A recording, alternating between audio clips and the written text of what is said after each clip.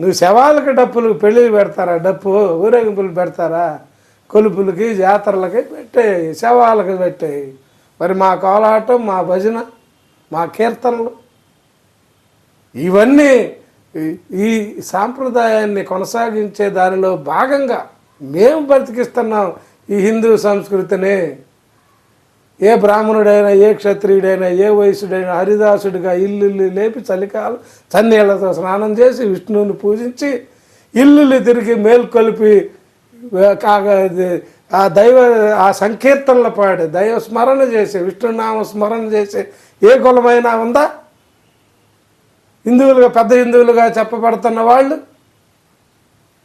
మీ అత్యంత పవిత్రమైన పుణ్యక్షేత్రమైన తిరుపతిలో మొట్టమొదట గంధంతోటి, కస్తూరితోటి అభ్యంగ స్నానం చేసేది మామాలోడు. గుర్తుపెట్టుకోండి, మేము నిజమైన హిందువులు, నా జాతి నిజమైన హిందువులు.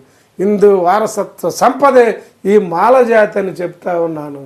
ఇకనైనా వాస్తవాలు గ్రహించి ఈ తప్పుడు ప్రకటనలు, ఈ తప్పుడు లిస్టులు ఆపేయాలని మాల జాతి తమ్ముళ్ళారా, నా రక్త బంధువులారా, మీరు మీ ప్రాంతాల్లో, మన పల్లెల్లో ఉన్న ఆ హిందూ సాంస్కృతిక గుళ్ళు కానీ, మండపాలు కానీ, దేవాలయాలు కానీ, బొడ్రాళ్ళు కానీ ఏమున్నా అవి ఫోటోలు పెట్టి ఇదిగో మా పల్లెల్లో ఉన్నాయి, మాదిగ పల్లెల్లో ఎక్కడ ఉన్నాయో చూపించండి అని ఛాలెంజ్ చేయాల్సిందిగా చెప్తూ ముగిస్తా ఉన్నా. జై భీమ్, జై మాల.